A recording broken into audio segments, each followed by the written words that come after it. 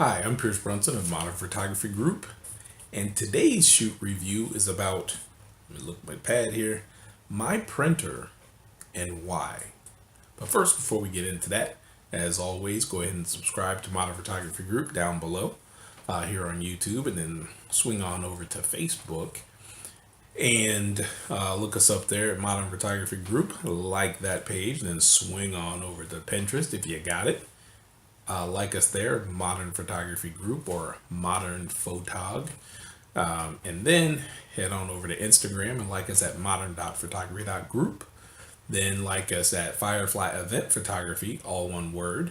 And then like my personal page is Pierce Brunson Photography, which is PIERCEBRUNSON Photography. Okay, so back to my printer and why. And the reason I wanted to do this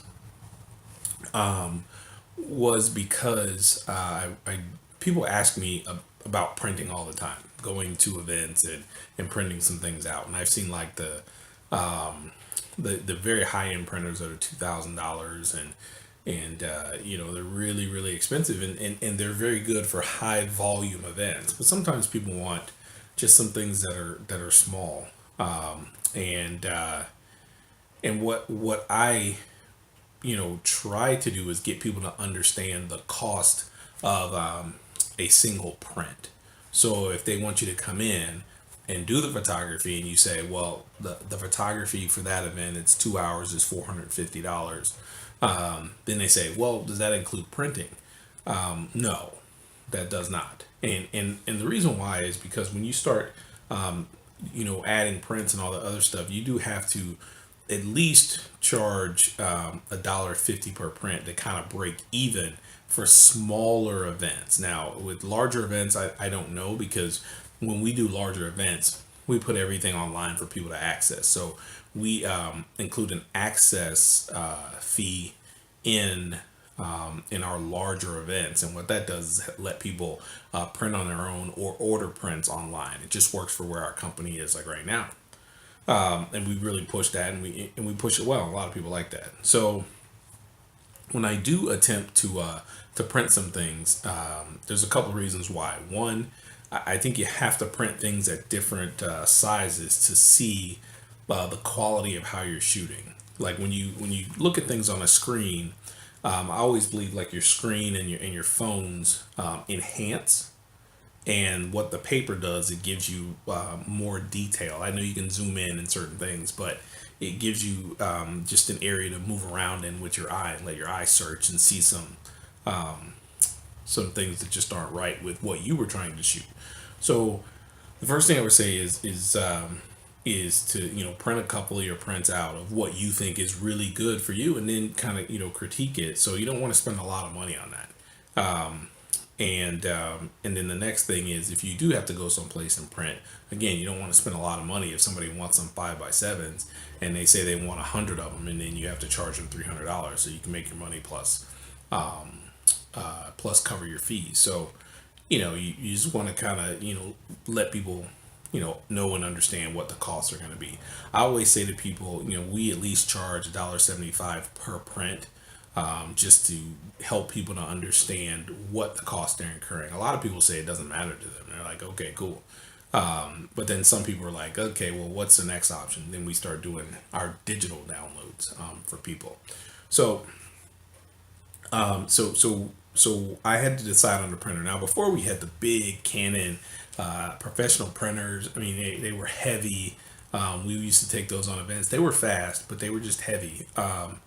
And it was just too much, for where we were going. In the beginning of our company, we got real excited about doing event photography, and we just didn't really understand what all that entailed, especially when you try to print some things on site.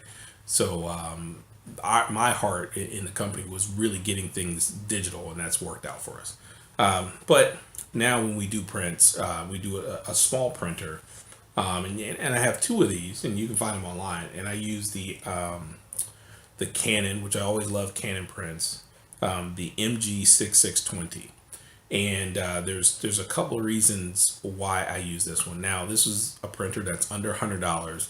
and I think I got it for 30 some dollars because it was on like it was on sale at like Target. They were switching over. Canon was switching over ink cartridges and certain things, and so this one was on sale, and the other ones were a little bit pricier. So here's the first thing: you're gonna get quality prints, especially at the 4x6 and the 5x7 and the 8x10 sizes from these printers. They're good printers, and so when I'm printing things out for people, a lot of times I give them as gifts. We know that with a quality picture, you're gonna get good results. And anything larger than that, like posters, we send that out anyways. So we know within those ranges, we're gonna get solid prints out of this. It's really good color. So my reasons why for this printer was the first thing I always look for in a printer is cost of ink. I know what Canon ink costs. So what I do is I buy a printer solely on the fact that I can get generic ink from like Amazon or eBay. That's my first and foremost thing, because just Canon ink is expensive. Like that's the first thing. Like I look at this and then I go right while I'm standing in the store right to eBay or whatever, and I see how many options that I can get. Can I buy one cartridge, two cartridges, or can I just buy a bulk of cartridges? And a lot of times you can buy like a 20 pack for like $20 worth of ink, and that'll run you. For us, I mean, we've printed a couple events this year. In the last 2 years, we bought this probably 2 years ago, a 20 pack, and it's still going. So so that's the first thing I look for is can I get generic inks? Okay, especially for parties and things like that. With the generic ink, you still really get really good color.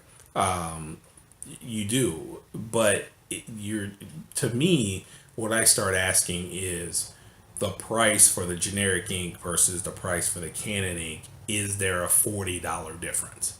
Things like that, and that's the things you have to ask yourself. That's the first thing. And then the second thing is, are the print cartridges, are they an all-in-one? So is it one cartridge with like three colors in it and then a separate black, or is it separate colors? Me, I like the separate colors. It's so much easier because, once your blue or something like that goes out, then you just pull the blue and drop that in there. And if one thing messes up, then you just pull that and drop it in there. And individuals are easier to clean, they're easier to work with, and all the other stuff. So, as you can see, this is of our ink that we've used in our company. I'll kind of show you this. This is the box that's still left from our order 2 years ago. So we still have a lot of black in there. So this is like one yellow, and there's a lot of black. With this printer, it has two black inks, a large one and then a smaller one, and then it has the other colors in there. We've used the Canons before that have a bunch of colors, and I just think that that's great. But the main thing that I learned was being able to get generic ink will save you a lot of money, and that's just a personal preference for us. Because a lot of things that we're doing, people just want them as a little novelty item. And you have to be careful sometimes when you're trying to, do high-end prints when people really want novelty and they want to pay for novelty. Now, we don't drop it as low as a thin photo booth type of print. No, we have people who want it a little bit more upscale than that. But then again, they're not going to pay $60 a print. They're just not going to, or $20 a print. They're not going to do that. Well, I haven't come across those people. So here's a couple of things that I printed out, and I'll kind of show you. And you'll see these again in a sports video of the ones I printed out. So as you can see, let me get it out of the light here. You can see a pretty good printout and color from a recent flag football shoot I do. Check out my action, low light action, and then this one has some grain in it, and I printed that out to see how much grain would show up in an 8x10 print when you enlarge it.